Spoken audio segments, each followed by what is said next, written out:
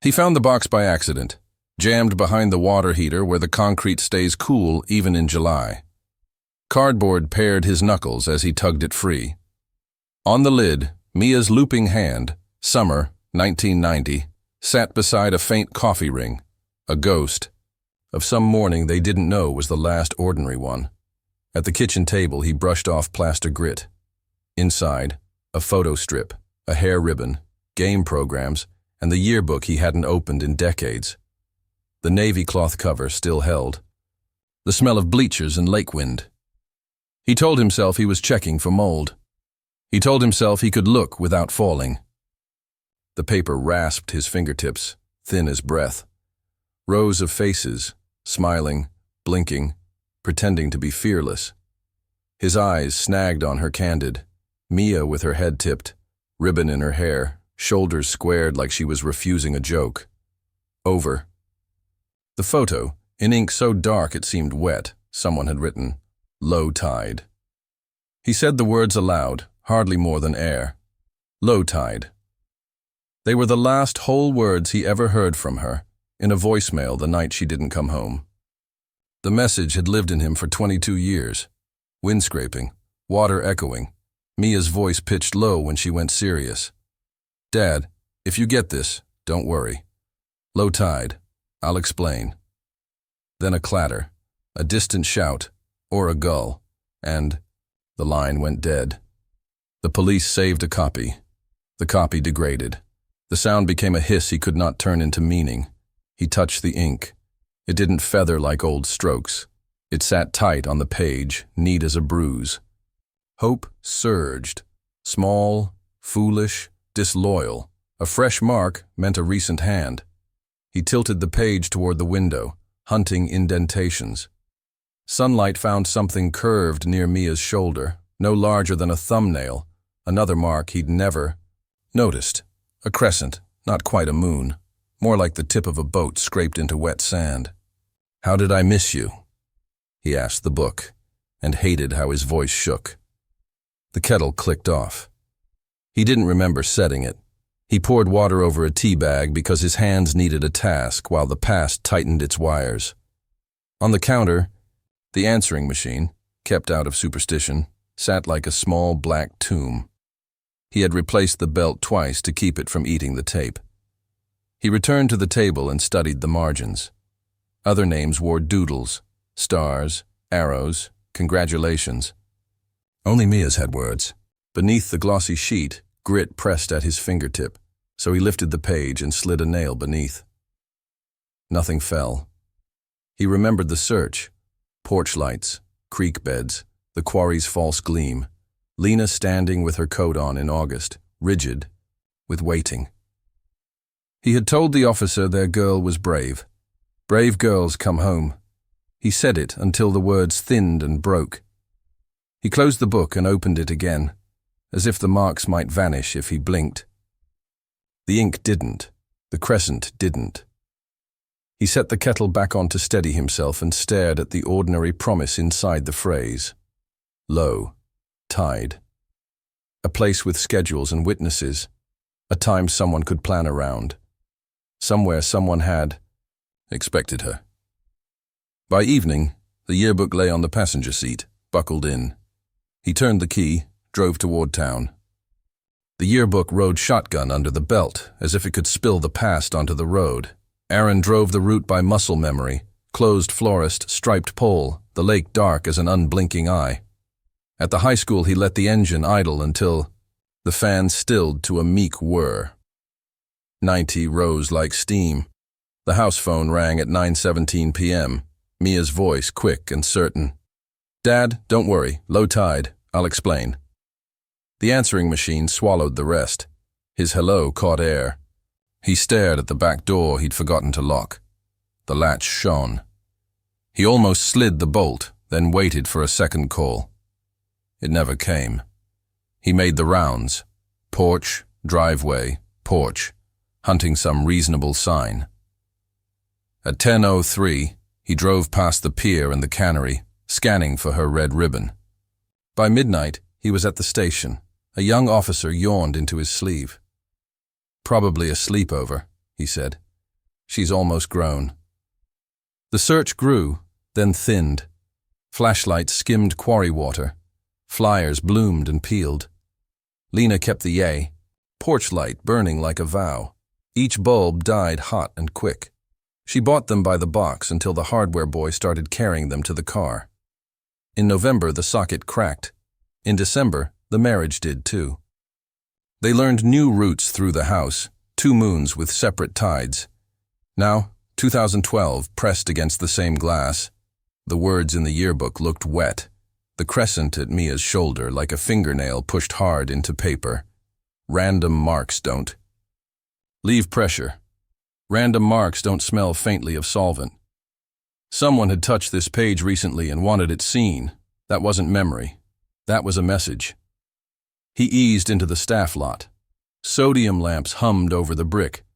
He killed the engine, set his hands on the wheel until the tremor left, and said it aloud. It's not random. Names drifted through his head in old roll call voices. Teachers, hall monitors, kids who lived near the pier. Somewhere inside was the person who wrote low tide, or someone who knew them. He needed a name, a hand, the pen that pressed, the page. He needed proof that could outlast memory and deny easy doubt. He slid the book under his coat and stepped out. The air carried the first edge of night. Back then he had pressed the back door shut with both hands and promised the house he would keep everything inside safe. The promise became a shard he hid in a drawer. He learned forms and case numbers, which clerk printed copies, which detective returned calls if you stayed calm and said, "Sir." He learned the sound of searchers losing faith. A siren stuttered far off. The school smelled of floor wax and trapped chalk. Trophy cases lined the hall like glass-faced jurors. He passed the main office beneath a banner, "Excellence is a habit," and watched his reflection float over smiling teams. He had come here for concerts and parent nights. Tonight he came to ask the building where it hid its secrets. The library sat at the corridor's end, a rectangle of amber light. Behind the counter, a brass bell waited under a small sign. "Please ring." Aaron set the yearbook on the desk and kept his palm over Mia's page as if steadying a pulse. The bell was cool beneath his finger. He thought of the porch light finally, burning out and pressed once, ready to follow the sound toward whoever had written on his daughter's face. The bell's chime thinned into the stacks. A woman in a gray cardigan appeared from behind a cart, a name pin catching the desk lamp. June. Her expression was the quiet kind you learn in libraries and grief groups. "Can I help you?" He moved the yearbook onto the counter without letting his hand leave the page. "I need the archives. Late 80s, 90. June looked at the scrawl over Mia's candid and didn't pretend not to see it. Her mouth shaped a small O. "Sign in," she said, sliding a spiral notebook forward. "Old yearbooks are in special collections. We keep them because kids like to steal themselves." She led him down a narrow corridor. The archive room was a square with metal shelving and banker's boxes. June unlocked a cage and handed him thin cotton gloves. "Careful with the overlays," she said. "Some pages still have wax." He sat at a steel table under a flat light and opened 1990 again, slower. The crescent by Mia's shoulder glowed, no bigger than a clipped nail. He turned pages past sports, labs, clubs. The yearbook club spread showed kids bending over trays, red light ghosting their faces. He checked the index. Halfway down, a name snagged him. Amber Klein, transferred second semester. Clean smile, new bangs. There it was, a crescent tucked near her collarbone. Another note, Rosa Mejia, transferred. Her portrait sat near the spine, the crescent hid in her hair's highlight. Rumor came back like a taste he couldn't spit out. Rosa went to Texas. Amber got engaged. That year, girls slipped from the hallways without headlines. June's voice stayed soft. "I remember those entries. Parents called for extra copies. Once a man tried to buy the negatives." She lowered her tone. That symbol showed up on proofs, not the printed book, the proofs the club reviewed, like someone marked what to keep or who to watch. Who did it? Aaron asked. June shook her head. Kids held the grease pencils. The advisor signed off. Nobody admitted to drawing little moons. When I asked, they joked it meant crop here, but it didn't match crop lines. It felt personal. She glanced toward the door. I kept one box of proofs. I wasn't supposed to. It's incomplete. May I? She slid a carton from the lowest shelf. Inside lay manila folders stamped with dates, each filled with contact sheets and blue pencil notes: lighten, dodge, replace. On several, a crescent rode the edge of a face. Some had initials he didn't recognize. Others had none at all. He lined 3 pages: Mia's candid, Amber's, Rosa's. The crescents made a chain only a certain eye would see. Random didn't do that. Memory didn't either. Someone had tagged his daughter and 2 more, quietly, like a tide mark that appears after the water falls. June touched the notebook where he'd signed. If you follow this, you'll be pulling on threads that still wrap people in this town. I know, he said. His voice held steady. I need to find the hand that held the pencil. She considered him. Start with someone who will tell you the truth, even if it hurts. June wrote a name on a slip and pushed it toward him. She still lives here. Nights at Mercy. He closed the yearbook and pocketed the slip. Grief narrowed into something he could hold without bleeding. The chain had an end, and it led to the one who stayed. The slip bore a name he hadn't said aloud in years: Kayla Rourke, Mia's shadow at dances, the girl who carried extra pins and dared teachers to be kind. If anyone remembered the darkroom, weak it would be her. Outside, night pressed against windows like black ink. Night lay on town when Aaron called the number on June's slip. A weary voice answered under beeps and roll of carts. Kayla Rourke said she had 10 minutes before meds. He drove to Mercy, parked by the dock, and found the cafeteria. She looked like a night nurse does, pale under fluorescence, hair braided tight, eyes carrying other people's emergencies. A coffee steamed in her fist. The corners of her mouth twitched when she saw the yearbook under his arm. You kept it, she said. He opened to Mia's candid. The ink sat like a fresh bruise. Kayla steadied the book with 2 fingers, then flinched as if the page were hot. I always hated that picture, she murmured. She looked like she was waiting for a test she didn't study for. I found this tonight, he said. Someone wrote on her face. Kayla counted a breath. She spent late evenings in the darkroom that week, she said. Said she was helping with layouts. Said the advisor needed extra hands. Her gaze slid to the door and back. I told her to text when she finished. She didn't. She looked past him, seeing a hallway. It smelled like fixer and wet paper, she said. The red light made everyone look brave. She'd come out with damp fingers and a soda from the teacher's fridge, ribbon curling from the steam. 2 more prints, she'd say. Then I'm done. Kayla rubbed her wrist. I waited once by studio door. I heard the latch and a man laughing low. She waved me off like, be cool. The fridge hummed. Outside, the lot was a black square. She kept repeating a line, Kayla went on. Said it like a dare. Meet me at low tide. She laughed when I called it dramatic. Said I'd understand when I saw. Low tide?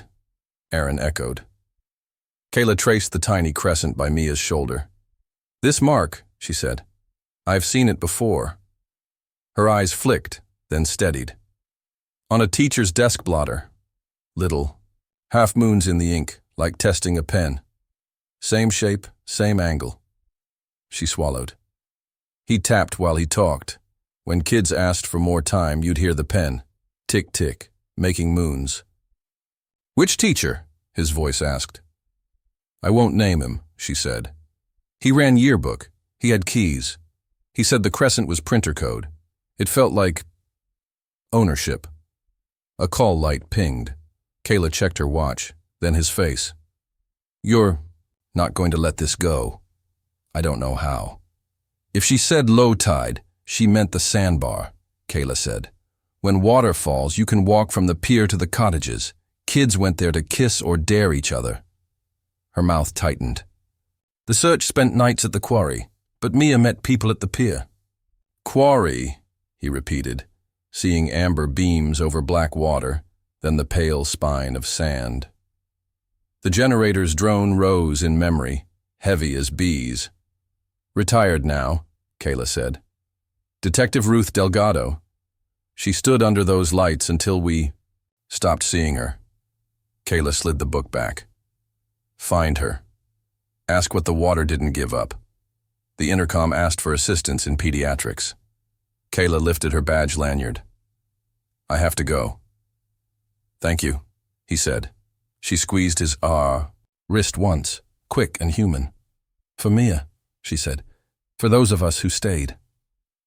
He left Mercy with the yearbook and drove to the quarry. Trees pressed close.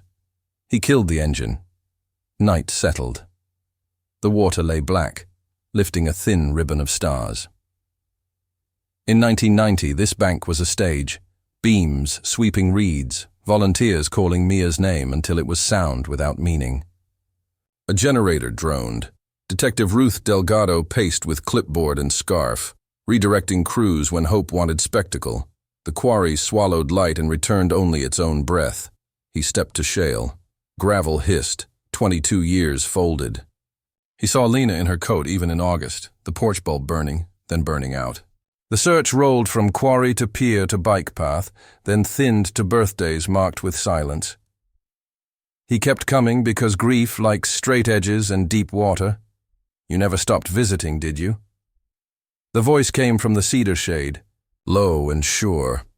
A woman stepped forward, white hair, shoulders squared. Ruth Delgado held a dented thermos and a flashlight. Its beam stayed down. June called, she said. You rang her bell. I figured you'd make a stop here before you made a mistake. What mistake? Walking into a suspect's space alone. I did that once. It cost me leverage I couldn't get back. They stood with the water breathing beside them. I found a crescent by Mia's shoulder, Aaron said, and the words, low tide over her candid. Same crescent near two girls who transferred. Ruth didn't ask to see it. We catalogued every rumor, she said. The principal, Marvin Stead, liked rumors tidy. Anything that threatened the school's reputation, he redirected, called it protecting futures. The only future that mattered to me was your daughter's. He told you to look away. From certain angles, she said, especially Yearbook. That room had keys we couldn't inventory and hours we couldn't prove. Donors disliked scandal stamped over scholarships. Kayla says low tide meant the sandbar by the pier. I asked for a patrol focus there, Ruth said. Stead argued it would feed gossip. The quarry made a cleaner story. Tragic misstep, no villain. Easier to sell than what I was chasing. What were you chasing? Patterns, she said. Crescents like stitches on proofs. Late darkroom nights. An advisor who didn't mind boundaries so long as he drew them. Name him. I did, Ruth said. In a report that went missing from the file tree. I received a hallway talk about community and temperament, then a formal instruction to stand down.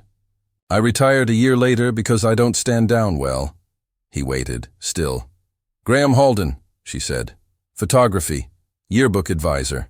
Anchor ring he liked to flash when he pointed. If he didn't mark your crescent, he taught the hand. That did. The quarry made a wet pop as something surfaced and sank unseen. Aaron felt his grief cool and take a sharper shape. Is he still at the school? He is, Ruth said. Keeps a tidy room and an easy charm. Do not go alone. She slipped a card from her pocket, edges worn soft. I can't open doors anymore, but I can stand in one while you ask questions. He took the card. It was warm from her palm. Overhead, a satellite stitched a bright seam across the sky. He tucked the yearbook closer to his ribs and looked toward town, toward the building where stories are printed and filed and protected. "Tomorrow," he said. "Tomorrow," she agreed. The flashlight clicked off. In the sudden dark, the footpath toward the school emerged the way a negative comes clear, pale lines resolving into a route he would follow. He went back in daylight. The school looked scrubbed, fresh banners, potted ferns, trophy glass shining along the hall. He signed the visitor sheet and told the secretary he was dropping by to thank an old teacher. The lie tasted like aspirin. The photography room sat on the north hall, blinds half drawn against a high sun. Chemical ghosts lingered even with the trays capped. On the walls, sleeve pages of contact sheets, portraits taped with blue painter's tape, a corkboard freckled, with pushpins. Mr. Graham Halden stepped from the darkroom, rolling his sleeves. He had the easy smile of a man accustomed to being liked. An anchor emblem ring winked when he offered his hand. "Aaron Colton," Halden said, pleased to retrieve the name. "I remember you and Lena at performances. How is she?" "Fine," Aaron lied. "I found something and hoped you could explain it." He opened the yearbook to Mia's Candid. Halden's smile stayed, but his eyes took inventory. He leaned close, breath mint sweet, and prodded the margin with a capped pen. "Printer's artifacts," Halden said lightly. "Little quirks of process. Crescents, halos, occasional ghosting. Nothing sinister." "It's also on Amber Klein," Aaron said, "and Rosa Mejia. Coincidences like to travel in threes." Halden chuckled. "Students love patterns. They make everything a code. Who added low tide over my daughter's face?" A drawer slid shut behind Halden's eyes. It was a theme page title that year. Nautical motifs, sandbar spreads. The kids were wild for it. He set the book down gently, palms off as if respecting a relic. "I'm sorry the sight is upsetting. There's nothing to it."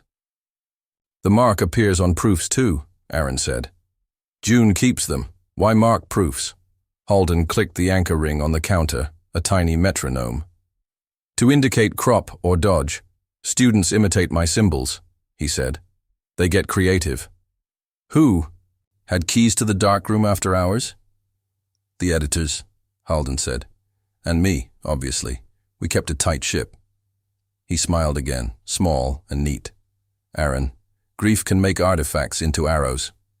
I've seen it 100 times. Low tide," Aaron said, watching the ring, "is also when the sandbar connects the pier to the cottages." "That's geography," Halden replied too fast. "Not publishing." From the darkroom, a red leak thinned and died. Somewhere a sink ticked. The room's clock beat a slow classroom pulse. "May I see the negatives from that week?" Aaron asked. "We purge unselected frames every 7 years, Halden said smoothly. "Storage constraints. I'm afraid there's nothing to see." A cart rattled past in the hall, mop handle clicking the door frame. Halden's gaze flicked toward it, then back. The smile stayed. The eyes went still. Aaron closed the yearbook. "Thank you for your time." "My door's always open," Halden said, which sounded practiced. When Aaron turned to leave, the corkboard drew him like tide. A group shot. Students on the pier. At sunset, silhouettes laughing, hair lifted by lake wind. Near the edge, half-cropped, a girl with a ribbon, Mia, caught mid-turn, as if someone meant to erase her and finished late.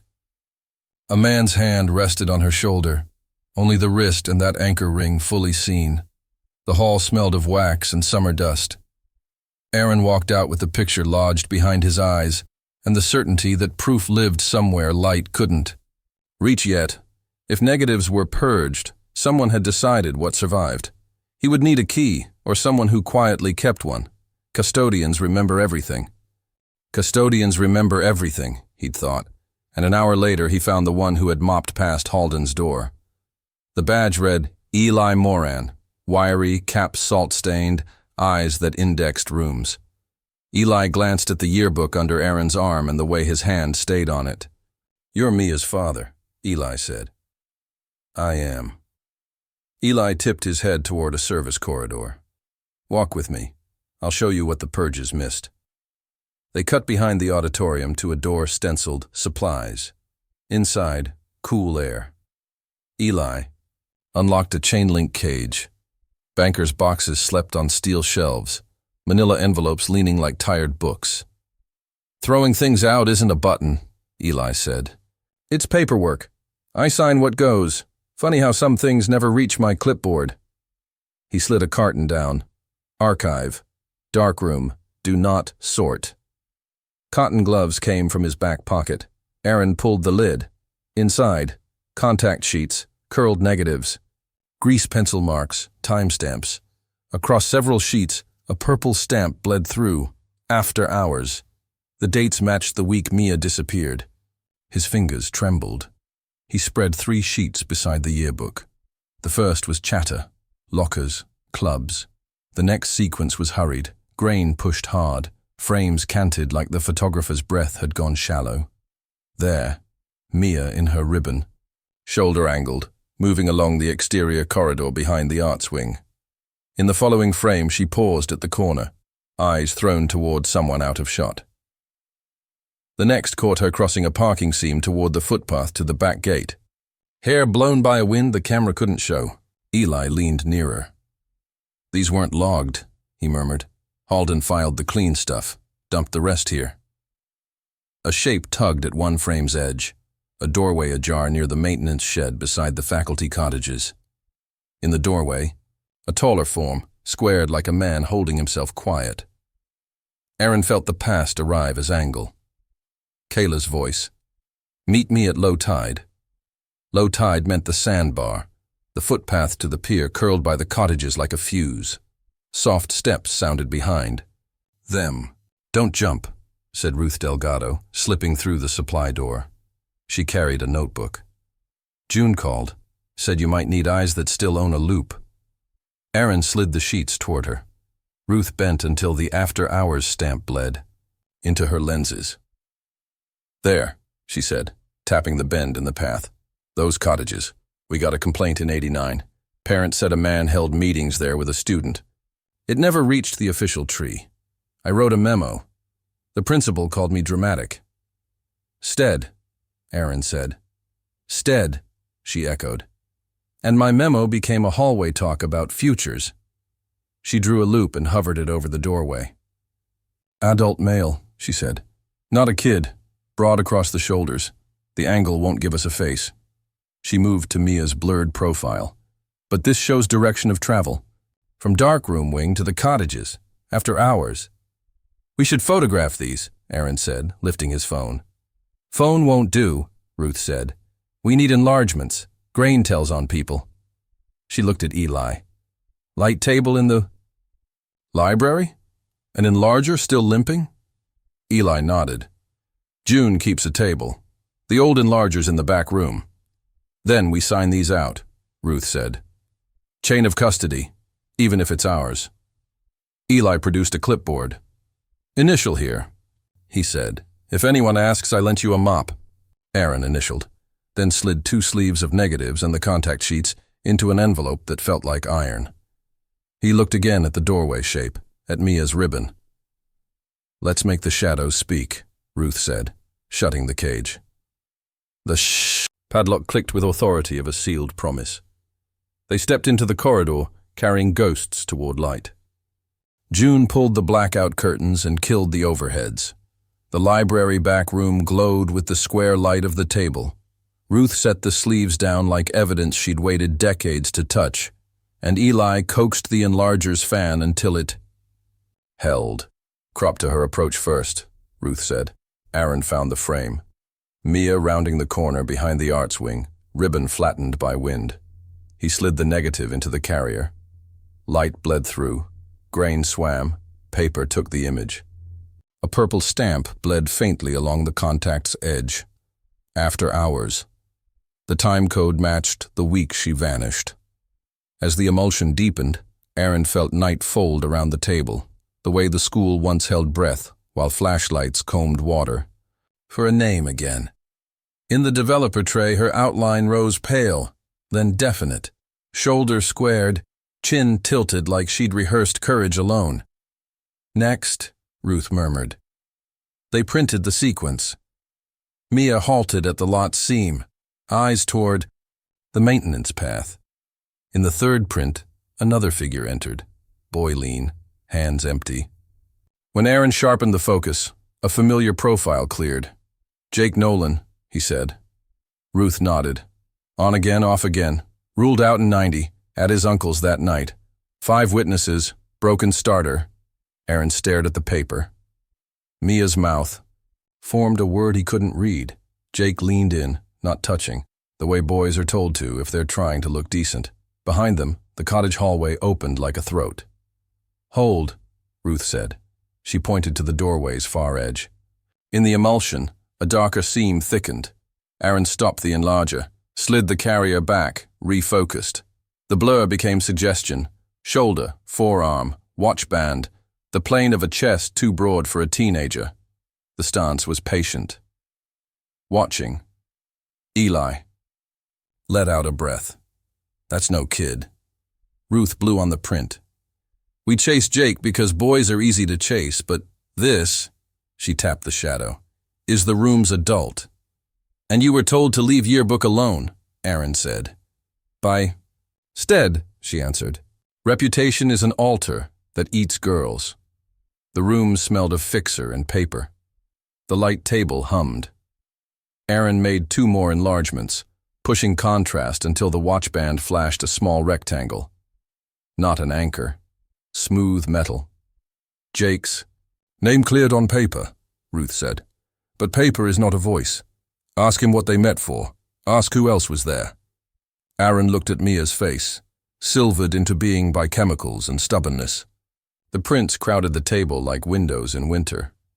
"What if he lies?" he asked. "Then he lies," Ruth said. "His pupils will tell me what he's protecting." Eli slid a fresh sheet. "I can call his uncle," he said. "Still runs. The small engine shop by Orchard." "I won't knock on the wrong door first," Aaron said. "Good," Ruth replied. "The right door bites." They sleeved the prints, labeled the backs, and photographed the setup. Aaron packed the envelope as if it were bone. When the enlarger went dark, the air still felt occupied. He pocketed the yearbook and copies. In the hall, he glanced at the pier photo on the corkboard again, as if it might shift and confess. It did not. "Let's hear it from Jake," he said. Ruth was already dialing. Ruth had Jake on speaker as they drove to Orchard. The small engine shop crouched behind chain-link mowers and outboards in pieces. A bell knocked the door when they stepped in. Gasoline and cut grass hung in the air. Jake Nolan looked older than the photograph, grease on his hands, a line between his eyes.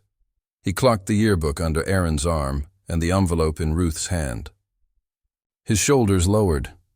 "I know why you're here," he said. "We prefer while you're ready," Ruth answered. "Sit." They took stools by the counter. Aaron flipped a print.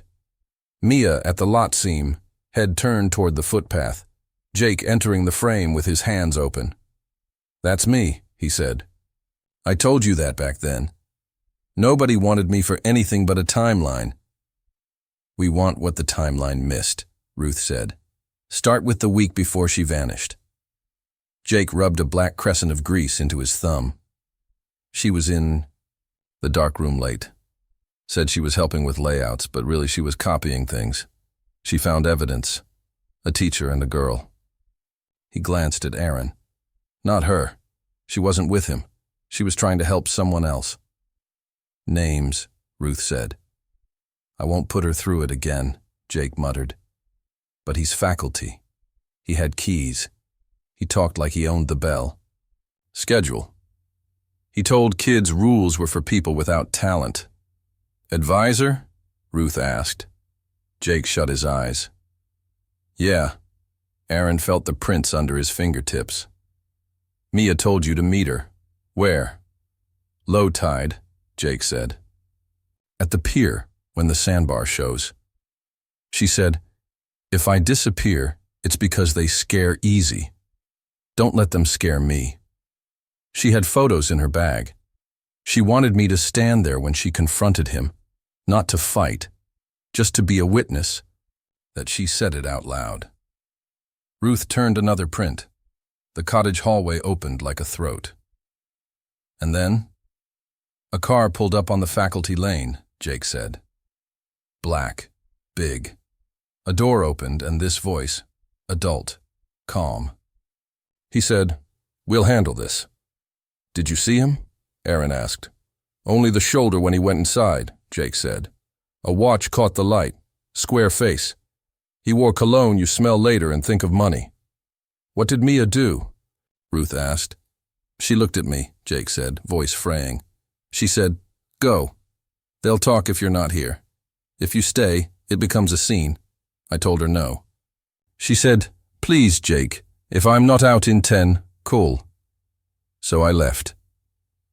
I went to my uncle's because my starter was busted, and he drove me back. When we got there, the lane was empty. The cottages were dark. I called. No answer. He pressed both palms to his eyes. I thought she'd scare them, not vanish. Silence held. Outside, a mower coughed. Jake's uncle watched from the doorway, saying nothing. Knuckles white, Ruth lifted her notebook. "I ruled you out on witnesses and a broken starter," she said. "Now I need your statement on paper.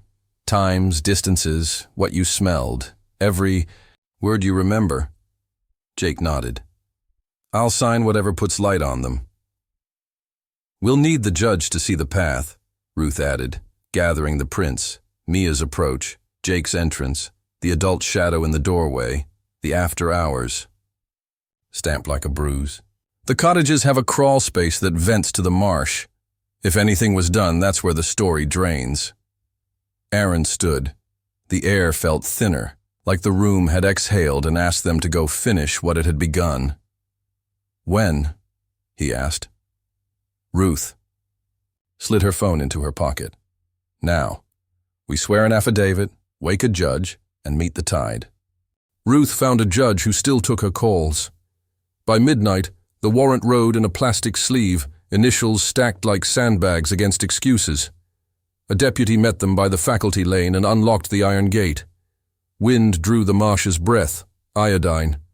Mud, old rain. The night was newly cold. "The crawl space is under the common room," Ruth said. "We start there." Eli, called from home, arrived with a tool bag and a headlamp. He pried a vent grate loose, then a second. Damp wood sighed. Aaron slid the yearbook into a backpack and kept the prints close. Inside the crawl space, the air was thick and cool. Their beams skimmed joists. A swath of flooring ran paler than the rest, an old bleach bite, white as a healed scar. "Stop," Ruth said softly. She crouched at the pale line, touched it with a gloved finger, and held it to her nose. "Ghost of chlorine." She pointed to a seam where boards overlapped wrong. They pulled something up and cleaned hard. Eli angled his lamp.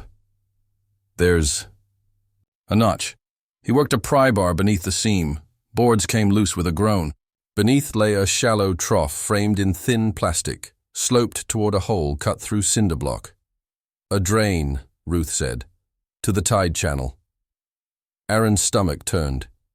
He pictured the sandbar showing its spine, water tugging outward, while the cottages exhaled what someone wished gone. He aimed his beam into the trough. Sludge glittered.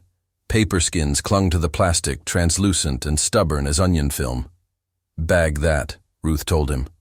He knee-walked closer. The paper peeled, wetly, revealing the ghost print of sprocket holes. Film sleeves, degraded but still sleeves. He lifted a clump, and something small clicked against the tray, metal on plastic.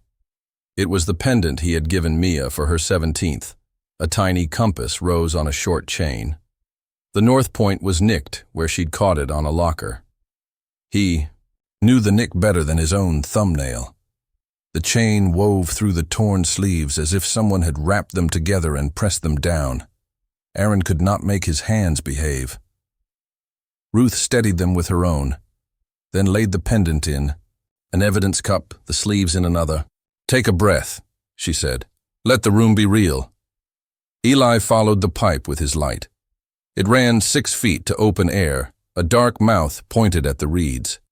Outside, even now, water ticked. "What the water kept," Ruth murmured. "Someone. Designed to release." She photographed the bleach seam, the trough, the drain's throat. This wasn't panic. This was a plan. Aaron looked back through the hatch toward the campus, toward memory. 20 feet from where the searchlights once swept the pier, evidence had sat and waited, boxed in by bleach and policy. Lena's porch bulbs, the quarry beams, the prayers that blistered his tongue, all of it. And here the floor had learned to forget. Ruth sealed the cups and rose stiffly. "We log, we swear again, and we serve papers," she said. "If Stead buried angles and Halden cut negatives, they can answer under lights." The wind shifted. The marsh inhaled. Aaron closed his hand around the warrant sleeve like a rope, and followed Ruth out, already facing the offices where excellence was a habit and answers had deadlines. They served papers at daybreak. Ruth walked point, the warrant whispering at her side. Deputies edged past trophy glass and into Principal Stead's office, where lake maps and donor plaques lined the wall. Stead rose, palms open, voice burnished. "Let's keep our heads. Whatever this is, we handle it discreetly. Community protection demands—" "Community protection ended when girls went missing," Ruth said. She set the evidence cups on his desk, the bleached board scrap, degraded. "Film sleeves, Mia's compass pendant in plastic. Explain a drain to the marsh under a faculty cottage." He chose the window. "Facilities decisions predate my tenure." "Your initials are on the permit," Ruth said. "And your note to minimize rumor exposure." He sighed. "You treat restraint as sinister. I weighed futures, scholarships, funding, the town's name. Scandal ruins children too." "Scandal didn't ruin Mia," Aaron said. "Someone did." CSI dusted the recovered darkroom trays that Eli pulled from a locked cabinet. Powder bloomed like frost. Partial prints surfaced. A tech compared them to faculty cards. "Prelim hits on Halden," she said. "Lab to confirm. Deputies found Halden arranging senior portraits." He smiled for the watching kids, then offered his wrists. The anchor ring winked as he turned. Eli pulled the corkboard photo. Under magnification, the ring flashed on the pier, the same face, the same glint. "Printer's artifacts," Halden murmured as they walked him past the cases. "Stories are artifacts, too. They harden wrong." Aaron said nothing. The pendant.